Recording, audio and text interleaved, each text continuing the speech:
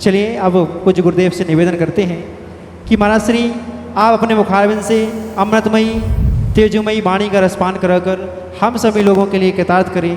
नमोस्तु महाराज श्री, नमोस्तु महाराज श्री, नमोस्तु महाराज श्री। ओम नमः सिद्धेभ्यः।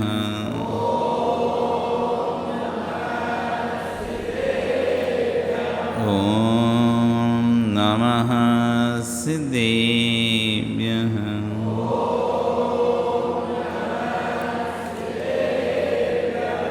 तेरे अनेक गिड़ाए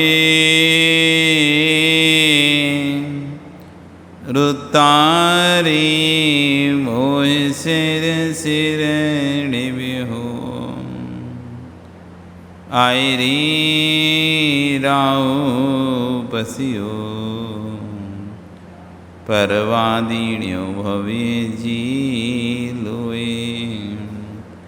नमो अरिहंताणं नमो सिद्धाणं नमो आयरी नमो वज्रायणं नमो लोये सव्यसा। बोले अनंत अनंत से परमेश्वरी भगवान की, आदिरम आदिनाथ भगवान की, वर्तमान शासनी महावीर भगवान की, आचार्य कुलभद्र स्वामी महाराज की, गणाचार्य आचार्य विराग सागर जी महाराज की, आचार्य गुरु श्री अक्षर विश्व सागर जी महाराज की, अहिंसा में विश्व धन की। जय बोले मुनि श्री 108 अरिजीत सागर जी महामुनि राज के, समस्त मुनि संघ के जयकारा गुरुदेव का। भवबंधु, वर्तमान शासन नहीं, वर्तमान स्वामी के शासन में तीर्थंकर प्रभु की चरण निश्राम में बैठकर हम सभी जिन देशना का श्रवण कर रहे हैं। आचार्य कुलभद्र स्वामी महाराज ग्रंथराज सार सुमेच्छे जी में जहाँ अनेक आत्मा के विभिन्न विभिन्न दशाओं का वर्णन कर रहे हैं, तो वहीं आचार्य विश्व सागर जी महाराज उस पर सार देशना को देते हुए कह रहे हैं कि संस्कृत साहित्य में जो स्थान कालिदास का है वही दिगंबर जैन परंपरा में जिनसेन स्वामी महाराज का है। जब कालिदास ने मेघदूत ग्रंथ लिखा तो एक शर्त जैन समाज के सामने रखी गई। हमारे पूर्वाचार्यों ने किस किस तरह से जैन संस्कृति की रक्षा की है हमको पता ही नहीं है। हमको तो ऐसा लगता है बस ग्रंथ लिखे हैं, सामान से हैं, उठा के पढ़ लो बस। लेकिन एक एक ग्रंथ के पीछे कितनी कितनी मेहनत है, कितने कितने रहस्य छुपे हुए हैं, आप विश्वास भी नहीं मान पाओगे। हमारे आचार्य ने इस दर्शन को जीवंत रखने के लिए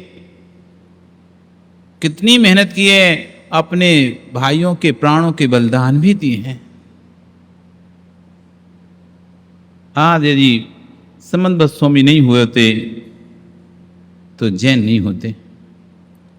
आज यदि अकलंग स्वामी नहीं होते तो सबके सिर मुड़े हुए होते, या तो सिर पे चोटी या सिर मुड़े हुए होते, जैन बचता ही नहीं।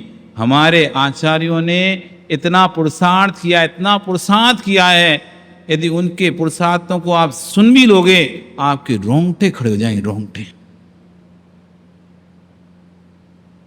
रोंगटे खड़े हो जाएंगे। आचार्य तो कहते हैं कम से कम हम नए ग्रंथ नहीं लिख पा रहे, संस्कृत प्राकृत के ग्रंथ नहीं लिख पा रहे, लेकिन जो आचार्य ग्रंथ लिख के गए हैं उन ग्रंथों का भी रोज यदि नमन करते रहें, उन ग्रंथों का भी रोज नमस्कार करते रहें तो 700 पुण्य का बंध होगा और उन आचार्यों का नाम लेते रहें। अच्छा सही बताना पवन, कितने आचार्यों के नाम तुमको याद है? वर्तमान के आचार्य नहीं, वर्तमान के आचार्य शांति सागर वाले, ये जो अभी जो परंपरा दिखाए रहे हैं, शांति सागर, आदि सागर, शांति सागर, छाणी, इन परंपरा के आचार्य बात नहीं कर रहे हैं हम। जिन परंपराओं के ग्रंथ, आगम ग्रंथ हमारे पास रखे हुए हैं, जो कि भगवान तीर्थंकर की परंपरा से चले आ रहे हैं, और जो भगवान ने कहा, गणधरों ने गूथा, आचार्यों ने सुना, फिर आचार्य सुन के आराती आचार्य उन्होंने सुना, उससे उनके और आचार्य ने सुना, जो अरिहत वली ने स्वामी महाराज ने जो किया था यति सम्मेलन, उससे जो दो शिष्य निकले पुष्पदंत बुधवली, उन्होंने जो भगवान की वाणी को लिखा, उसके बाद और आचार्य हुए। इनमें से कितने आचार्य के नाम याद है? विनोद जी आपको याद है? एक दो तो होंगे, एक दो तो सुरेश जी, हमारे जिनके द्वारा हमारी संस्कृति की रक्षा हुई। आज जैसे कितना देश की आज़ादी में कितने लोगों ने योगदान दिया और कितने लोगों ने कैसे कैसे बलिदान देकर देश को आज़ाद कराया। कम से कम नाम तो याद रख लो, कम से कम हैं 5-7 याद है बस, सोचो आप। जबकि इतने आचार्य, इतने ग्रंथ हमारे पास आज भी उपलब्ध हैं, लेकिन हमारे को बस 5 या 7, वो तो आप थोड़ा बहुत पढ़ते हैं, नियम से आचार्य के ग्रंथ की सार देशना पढ़ते हैं, उस पर आचार्य के नाम लिख रहे हैं, कुंद कुंद विचरित नियम सार। सो आपको कुंद कुंद स्वामी का नाम याद हो गया होगा, भद्रभाव स्वामी नाम का नाम याद हो, क्यों? थोड़े प्रचलन में है, भद्रभाव स्वामी अंतिम श्रुत केवली थे और चंद्रगुप्त, राजा चंद्रगुप्त को दीक्षा दी थी, तो इसलिए वही भद्रभाव स्वामी का नाम याद हो गया। पुष्पदंत बुधवली, क्योंकि उन्होंने श्रुत पंचमी के दिन नाम आपको सुनने मिलता है, 60 खंडाओं की रचना किया उन्होंने पुष्पदंत बुधवली में, तो इसलिए पुष्पदंत बुधवली नाम में आपको याद हो गया। आचार्य समन्वत स्वामी, क्योंकि उनकी कथा आती है कि पिंडी पत्थर को फाड़ दिया लेकिन नमस्कार नहीं किया और चंदा पे भगवान प्रकट कर लिए, इसलिए आपको समन्वत स्वामी का नाम याद रह गया। आचार्य जिनसेन स्वामी, जिनका केवल चर्चा चल रही है, जिसकी नाम बताया आपको थोड़ी देर पहले ही है, तो इसलिए तुम्हें नाम याद रह गया। या मार्केट में या समाज में अधिकतर आदि पुराण पढ़ा जाता है, आदि पुराण रखा रहता है, 2-3 तो पुराण पढ़ते हो, या तो पद्म पुराण पढ़ोगे या आदि पुराण पढ़ोगे। सो आदि पुराण पे बार बार उनका नाम देखने मिल जाता है, तो जिनसेन स्वामी नाम ऐसे भी याद हो सकते हैं आप। और बताइए कितने नाम याद है? और कितने नाम याद आपको आ रहे हैं? कुंद कुंद स्वामी, जिन्होंने अध्यात्म की ललक जगाई, संपूर्ण आध्यात्मिक ग्रंथों को जिन्होंने जगत में प्रकाशित किया, ऐसे कुंद कुंद स्वामी, जिनके नाम से कुंद कुंद कहान कहान पंथ भी चालू हो गया। तो भैया इसलिए उनका नाम भी याद रह रहा है कि उनके नाम के आगे, उनके नाम को आधार लेकर एक नया संप्रदाय चालू हुआ, जो उनके ही ग्रंथों को प्रमाण करते हुए आगे बढ़ता है। इसलिए भैया कुंद कुंद स्वामी का नाम भी याद हो गया होगा आपको। और आचार्य, क्या भगवान महावीर स्वामी के बाद 2500 वर्षों में सिर्फ यही आचार्य हुए, 4 या 5? इतने आचार्य हुए, इतने आचार्य हुए हैं और इतने ग्रंथों की रचना की है, लेकिन हमारे पास नाम नहीं है। आप तो फिर भी थोड़े बहुत धर्मात्मा हो, इसलिए नाम याद हो गए, लेकिन आने वाली परंपरा को तो वो भी याद नहीं रहे।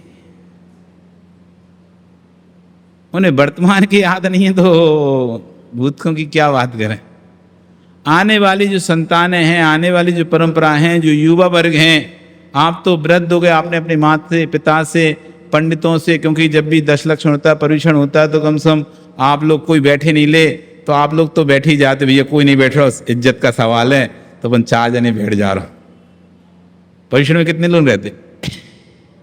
परीक्षण पर में शाम को प्रवचन होता है, तो कितने 2, 5, 10 जिनकी सीनियर सिटीजन बन गए हैं, बस वे जो 4, 5, 10 दिखते हैं, बाकी सब बाहर बैठ के गप कर लेंगे, और जैसे ही कार्यक्रम चालू होगा फिर वापस आ जाएंगे। आरती होगी तो भीड़ होगी, आरती करेंगे, भीड़ करेंगे, जैसे ही आरती करें, थक गया भैया, गर्मी लग रही, चलो चलो चलो चलो सब बाहर चलो, पानी पियेंगे, और पानी पीने के बहाने, हवा खाने के बहाने बाहर खड़े हो जाते हैं।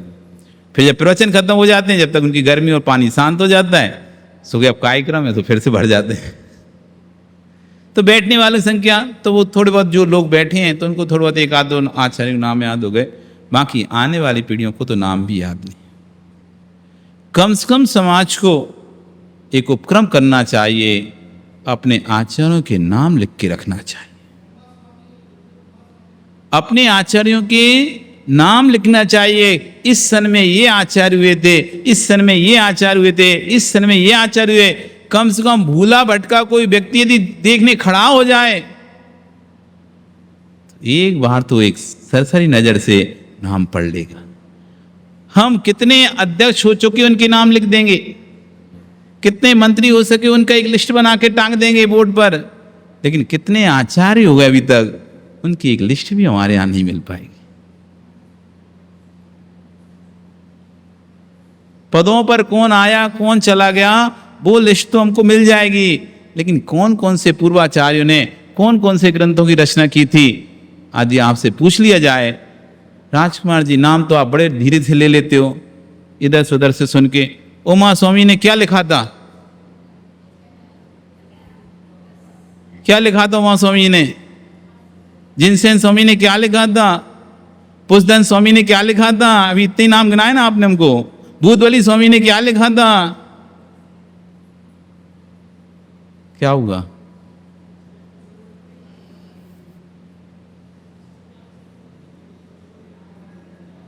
क्या पता है हमको?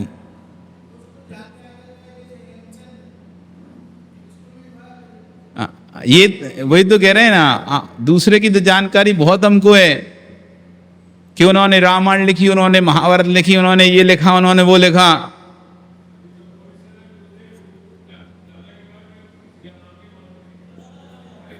सही है, सही कह रहे सुरेश जी। आज व्यक्ति को अपने परदादा का नाम याद नहीं है, तो आचार्य के नाम की बात क्या करें। अपने पहले एक परंपरा चलती थी, एक पहले परंपरा चलती थी, उसमें एक वो आता था व्यक्ति बखान करने वाला आपके, हाँ, जिसको बोलते थे वो आके साल भर में या 2 साल में या 3 साल में एक बार आता था।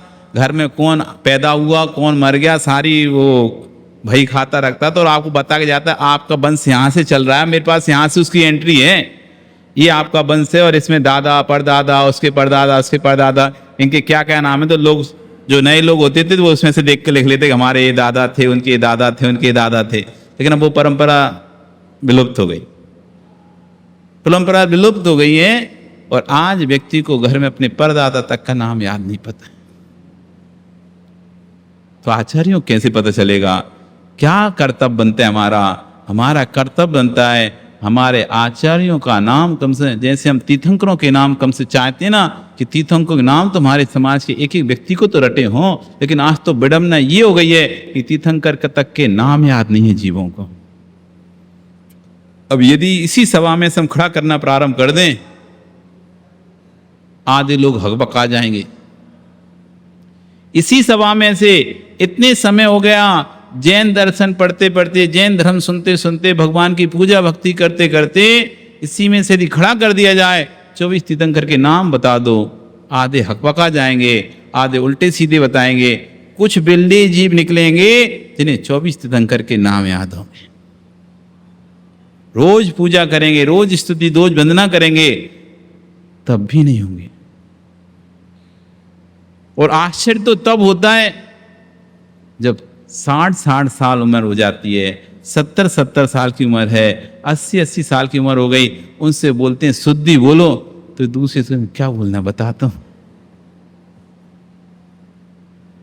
इतनी उम्र होने के बाद भी उनसे कहो कि शुद्धि बोल दो, दूसरा उनसे कह रहा है बोलो मन शुद्धि, वे बोल रहे हैं मन शुद्धि, बोलो वचन शुद्धि, वे बोल रहे हैं वचन शुद्धि, बोलो काय शुद्धि, बोलो काय शुद्धि, बोलो हार जल शुद्धि, हार जल शुद्धि। अब उसने नहीं बोला कि नमोस्तु बोलो, तो बोलो नमोस्तु नहीं बोलेंगे।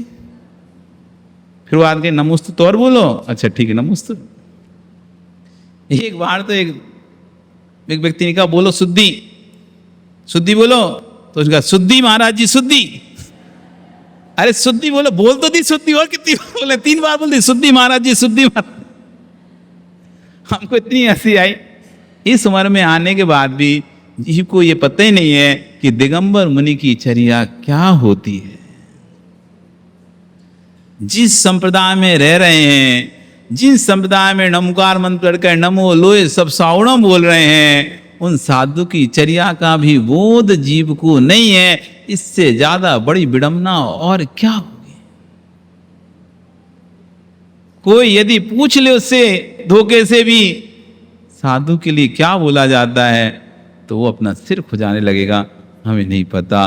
भैया तुम जैन होकर भूत के आचार्यों के बारे में तो नहीं जान पाए, उनके ग्रंथों जो वर्तमान में मुनि हैं, उपाध्याय हैं, आचार्य हैं, उनकी चर्या भी नहीं जान पा रहे हो, तो हमसे ज्यादा अभागा कौन होगा।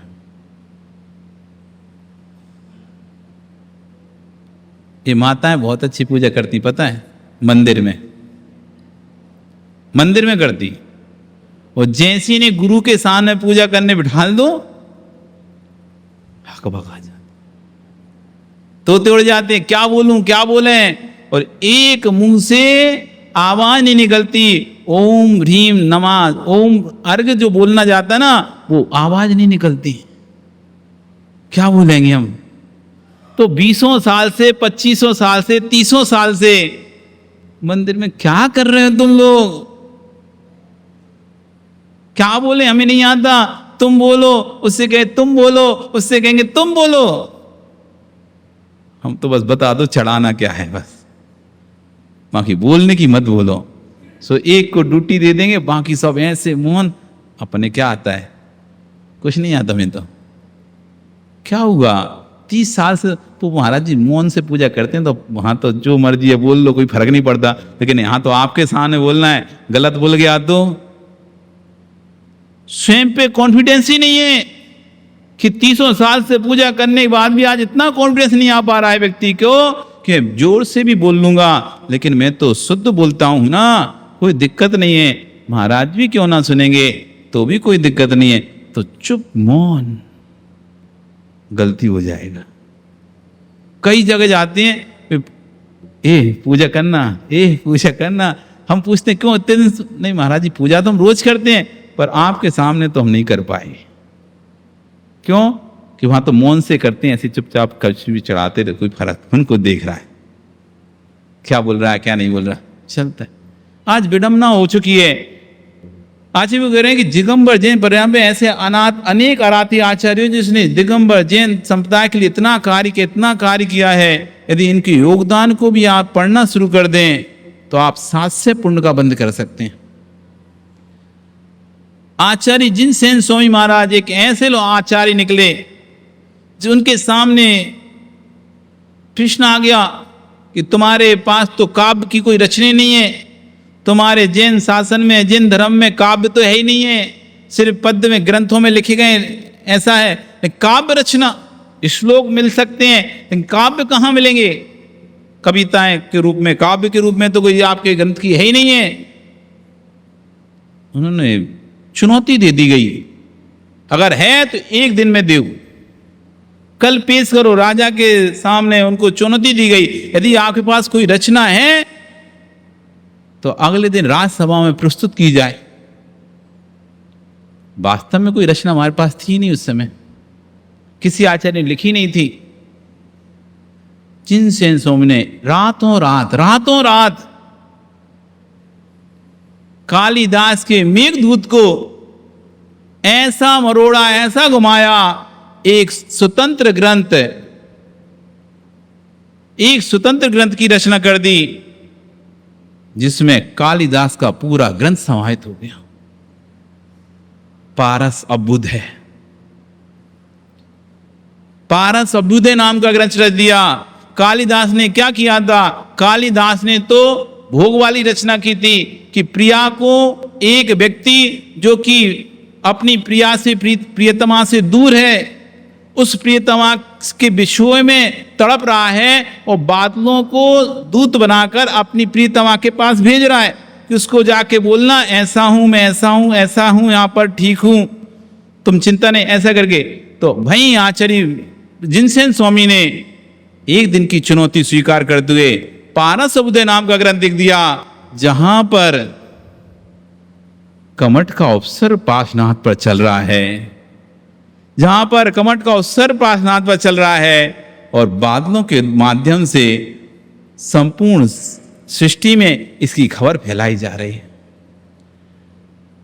जब कालिदास ने मेघदूत ग्रंथ लिखा तो एक शर्त रखी गई कि जैन समाज के पास कोई ऐसा ग्रंथ है क्या जिनसेन स्वामी ऐसे आचार्य पुरानी परंपरा को याद दिला से 10 वर्ष का कैसे थे जिनसेन स्वामी? 10 वर्ष के बालक थे, तभी एक आचार्य वहां से निकल रहे थे, उन्होंने उसको देखा और देखकर अपने ज्ञान से जान लिया, निमित्त ज्ञान से, ये तो आगे जाके बहुत बड़ा आचार्य होगा। उसका हाथ पकड़ा, पूछा चलो मेरे साथ। आचार्य कहे पहले बालक ऐसे ही गलियों में नंगा घूमा करते थे, आज उम्र कम हो गई है, सो वासनाएं जल्दी प्रारंभ हो गई हैं। पहले 10-10 वर्षों तक भी वस्त्र नहीं पहनते, वासनाएं नहीं भरी होती थी। एक समय था कि बच्चे यूं ही घुमा करते थे। जिनसेन स्वामी ऐसी धूल में खेल रहे थे, गुरु निकले, बोले बेटा मेरे साथ चलेगा? बोले हाँ महाराज। उनको तो कपड़ा ही नहीं उतारना पड़े, मां संस्कार कर दिए। कपड़े ही नहीं पहने उन्हें, तो अपनी जिंदगी में कभी जिनसेन स्वामी ने कपड़े ही नहीं पहने। यथाजात जैसे जन्मे थे वैसी 10 वर्ष तक तो पहने नहीं थे, और उसके बाद सीधी हो गई दीक्षा। वे तो जन्म से ही मुनि जैसे थे।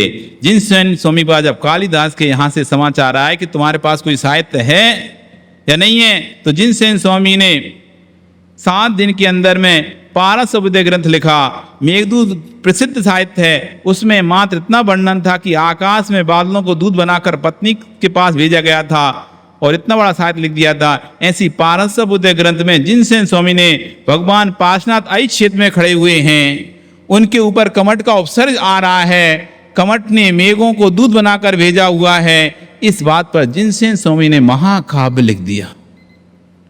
मेघदूत और पारस अभ्युदय में क्या समन्वय हुआ? एक चरण जिनसेन स्वामी ने स्वयं का बनाया और एक चरण उनके ग्रंथ को ऐसे समाहित किया कि पता ही नहीं चला कि पूरा कालिदास का मेघदूत ग्रंथ उस पारस अभ्युदय में समा गया। एक एक चरण जिनसेन स्वयं का था और एक चरण मेघदूत का था। एक कवियों की कला है। जिनसेनी स्वामी द्वितीय ने हरिवंश पुराण लिखा, उसमें लिखा अक्षरस्यापि चेकस्य पदार्थस्य पदस्य वा दातारम विश्रम पापी किम पुनर्धर्म देशना। जो एक अक्षर भी देने वाला हो, एक पद का भी ज्ञान देने वाला हो, वह धर्म गुरु आपका शिक्षा गुरु है, और जिसने आपको पूरे ग्रंथ को पढ़ा दिया हो उसका नाम भूलना अच्छी बात नहीं है। जितने बड़ा साहित्य हमारे पास ला के रख दिया हो, इतने ग्रंथों को ला के रख दिया हो, उनका नाम भूल जाना अच्छी बात नहीं है। जो उनका नाम भूलता है, कह रहे हैं दातारम विश्रम पापी, वैसा जीव पापी है। किम पुनर्धर्म देशना, उसको धर्म देशना देने से कोई लाभ नहीं। वो धर्म देशना सुनने का अधिकार नहीं है जो अपने पूर्वाचार्यों के नाम भूल जाए, जो अपने उपकारी आचार्यों के नाम भूल जाए। एक अक्षर को देने वाला उपकारी होता है। फिर तो जिन्होंने ग्रंथों के ग्रंथ हमको दिए हैं, पर आज हम उन आचार्यों के नाम भी इस क्षण में नहीं रख पा रहे हैं, तो आचार्य किम पुनर्धर्म देशना। अब ऐसे जीवों को धर्म देशना देने से कोई फायदा नहीं। इसलिए कम से कम कुछ नहीं कर पा रहे, कोई उपकार नहीं चुका पा रहे, क्या उपकार चुका पाएंगे हम अपने आचार्यों का? तो कम से कम उनके नाम और उनके ग्रंथों के नाम भी याद कर लिए तो 1% या 0.0001% कम से कम आप उनके उपकार के प्रति अपना आदर सम्मान, उनके कार्य में अपना आदर सम्मान प्रकट कर सकते। इसलिए ठान लो, जैसे घर में सामग्रियां याद है ना, किस डिब्बे में नमक रखा है, किस डिब्बे में घी है, किस डिब्बे में क्या है, किस डिब्बे में, सारे याद है। आपको याद है कि नहीं है? बोलते भले आप महाराज जी हमारी स्मृति कमजोर है, कोई कमजोर नहीं है आपकी स्मृति। अभी यहां बैठे फोन आ जाए, नमक खत्म हो गया, आप बता दोगे, ऊपर टंडी पे खड़े हो जाओ, वहां पे एक डिब्बा नीलेगा, नीला, नीले पे पीला, पीले के अंदर काला, उसमें से निकाल लेना नमक। यहीं बैठे बैठे पूरा बता दोगे कि आपके रसोई घर के कौन से कोने में, कौन सी अलमारी में, किस डिब्बे के पीछे, किस डिब्बे के अंदर क्या रखा है, आपको याद है कि नहीं है? इधर कहते महाराज जी स्मृति कमजोर हो गई, भूल जाते, कुछ याद ही नहीं रहता। याद नहीं रहता तो ये कैसे याद रह गया? जब ये याद रह सकता है तो आचार्यों के नाम भी याद रह सकते हैं। जब ये याद रह सकता है तो ग्रंथों के नाम भी याद रह सकते हैं। बस हमारे अंदर लगन नहीं है, लगन नहीं है। काय का काम है पवन? काम क्या करते हो?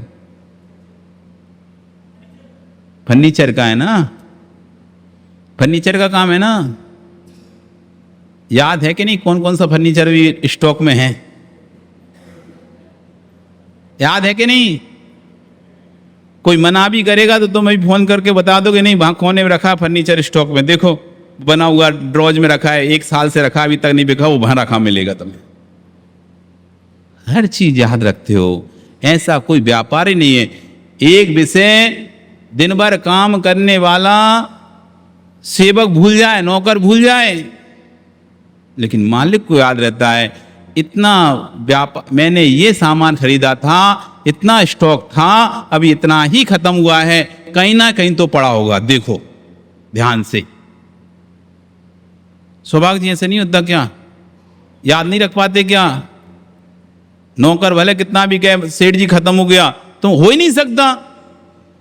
मुझे पता है मैंने स्टॉक मंगाया है और इतना खर्चा हुआ है, या तो कोई उठा के ले गया या गड़बड़ किया है, लेकिन इतना तो बिक ही नहीं सकता, होना चाहिए। तो कभी कभी पता चलता है वो नीचे दब जाता है, बाद में जब सफाई उफाई करे, विशेष ढूंढाई करें, तो फिर पता निकलता है वो निकला, वो पीछे पड़ा था, वो दब गया था। वो फिर सेवक कहेगा आपका नौकर, अरे सेठ जी वो पीछे दब गया था इसलिए नहीं दिख रहा था।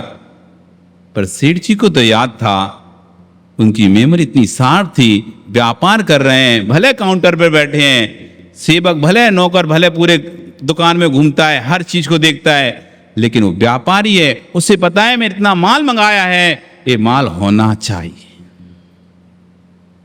याद रहता है, याद रहता है। याद ना रहे तो व्यापार ना कर पाओ, और याद ना रहे तो तुम रसोई घर में खाना ना बना पाओ। सब याद रहता है। इसलिए ये तो बोलना नहीं कभी महाराज जी याद नहीं होता, याद नहीं रहता। लगन नहीं है इसलिए याद नहीं रहता। लगन नहीं है, जिससे लगन लग जाती है, जिससे लगन लग जाती है, तुम्हें परमात्मा से लगन लग गई तो सुबह नींद खुल जाती है। कैलाश जी खुलती नहीं नींद? ओ प्रकाश जी नींद खुल जाती नहीं खुल जाती? सुबह कितना ही पानी बरसे, कितना भी कुछ, रात को 2 बजे भी सोना तुम, तब भी 4-5 बजे आपकी नींद खुल जाएगी अपने आप, बिना किसी को उठाए।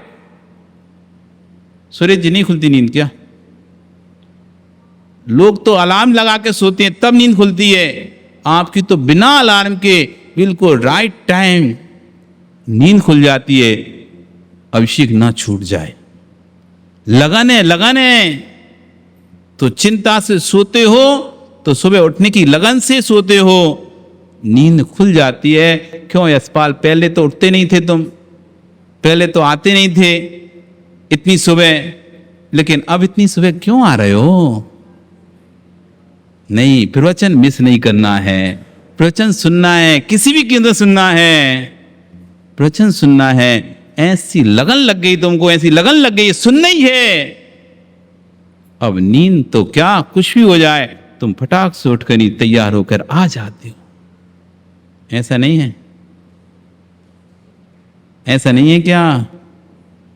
है ना ऐसा?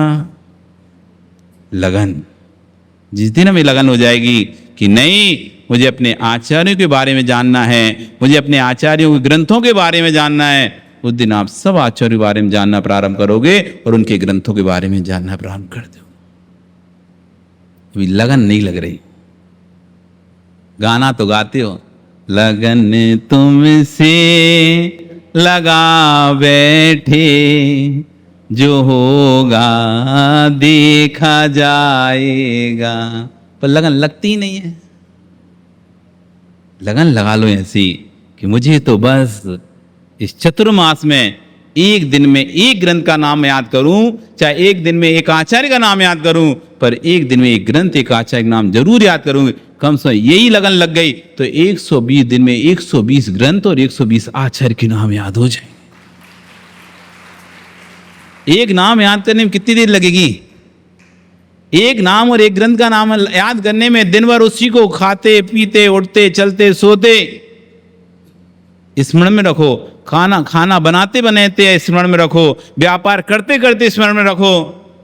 कैसे एक दिन में एक आचार्य एक ग्रंथ का नाम नहीं हो पाएगा याद? क्या हो जाएगा ना? तो 120 दिन में कितने याद हो जाएंगे बताओ तो? कितने आ जाएंगे? 120 आचार्यों के नाम। फिर मंगलाचरण करने की जरूरत नहीं है। 5 आचार्यों के नाम तुमने बोल दिए, जयकारा लगा दिया, हो गया मंगलाचरण। 5 ग्रंथों के नाम तुमने बोल दिए, हो गया मंगलाचरण। क्या पूछते हो मंगलाचरण? इसको बुला, इसको किसको बुला? किसी, हम हर समय तैयार हैं मंगलाचरण करने के लिए। हम अपने आचार्यों के नाम का व्याख्यान करेंगे, हम अपने आचार्यों के द्वारा लिखे ग्रंथों का व्याख्यान करेंगे, हो गया मंगलाचरण। इससे ज्यादा मंगलभूत और क्या होगा? इस पंचम काल में इससे ज्यादा मंगलभूत और क्या होगा? हो गया मंगलाचरण। बहुत सरल है मंगलाचरण, बहुत तुम टिपिकल समझते हो। तुम सोचो कोई भजन याद करना पड़ेगा तब जाके नहीं कोई मंगलाचरण कर पाएंगे। बहुत आसान है। 5 आचार्यों की जयकारा लगा दिया, 5 ग्रंथों का आपने नाम बोल दिया, हो गया मंगलाचरण। आपका कल फिर आओगे, पर आ रही तो कल फिर चर्चा करेंगे। बोली भगवान महावीर स्वामी की।